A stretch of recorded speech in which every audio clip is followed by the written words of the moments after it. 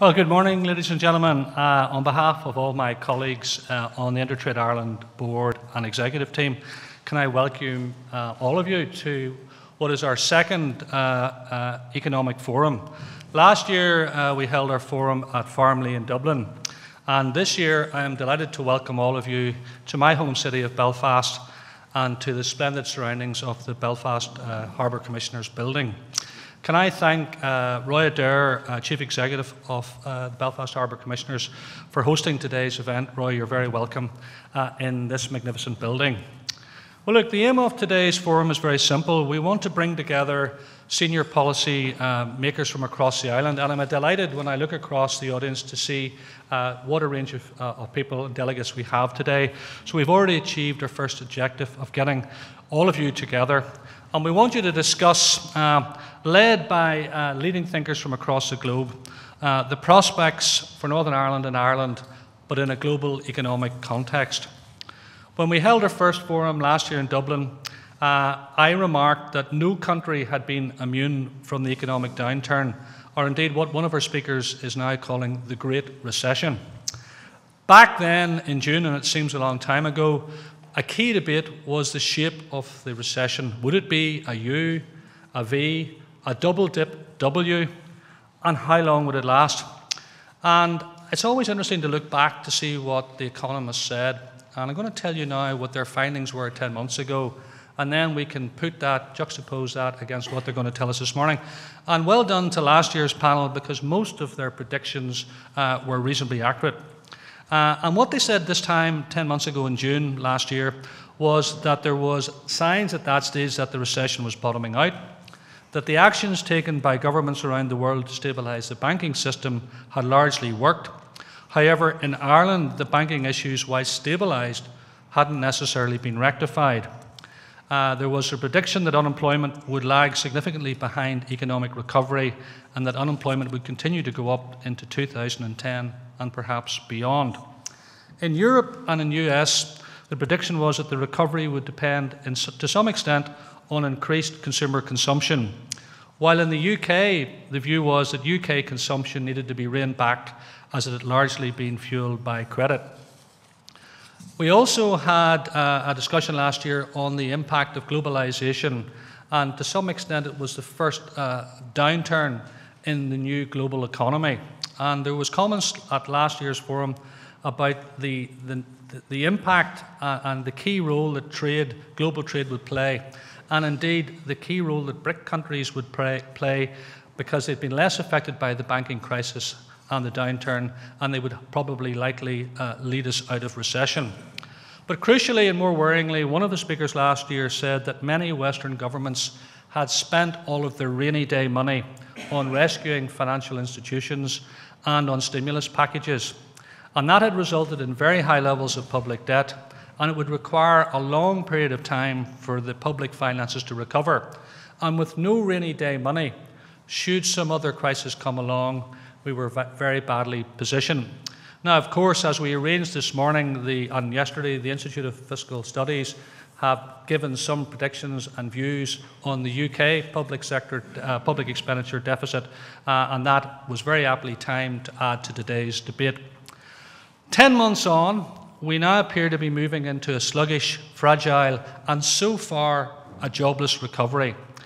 Results from the Intertrade Ireland quarterly All Ireland Business Monitor, and this is where we survey businesses across the island of Ireland, have indicated that companies are taking action to improve their competitiveness, to try and generate demand for their products and services, but the pace and speed of their recovery is significantly lower or less than the speed of the previous downturn. So today we're going to look at the current economic landscape, and we're going to see what's happening as the global economy moves into recovery. As ever, we have an interesting cocktail of issues to explore.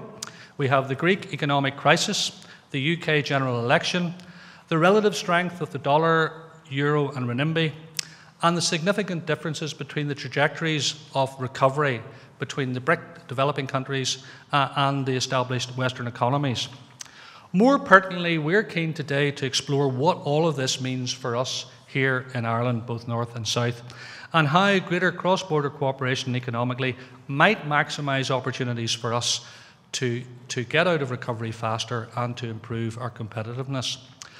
Both the Northern Ireland and Southern Ireland economies are extremely open, and an outcome of the recent downturn is that our reliance on external markets for future growth has been heightened. There would appear to be very little likelihood of the recovery being led by domestic demand or public sector spending. The two governments on this island have prioritised and putting their focus on export development and innovation as the twin drivers for future economic growth, and I am sure our speakers will cover this at today's forum. We've gathered today a truly world-class panel of economists and commentators to talk to you, and I hope lead our thinking and stimulate debate. And they're going to cover, as I've said, recent events in global and local economies and the challenges that we all face emerging from recession and recovery. We also assume that what our speakers will say to you this morning will stimulate debate, and there will be ample opportunity for all of the experts in the delegates to comment and debate. After last year's forum, we uploaded the presentations and key messages from the discussions onto the Intertrade Ireland website, and we're going to do that again after this event, and that allowed the debate to continue after the event, and there was indeed some good comments posted on the website. So we're going to do that again today, and I hope all of you will continue to follow the discourse in the weeks ahead. So, without any more delay, let me hand over to your chair for this morning, and that's Maeve O'Donovan. Maeve is a former MD of Irish Times, and she's going to handle our speakers and chair this morning's session. Maeve, thanks for coming, and I now hand over to you. Thank you very much.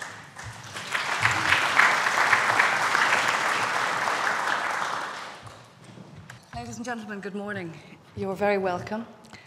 And I think that what we're going to do today is engage with the most serious issues affecting all of us as a community, our families, our lives, our futures, our children's futures.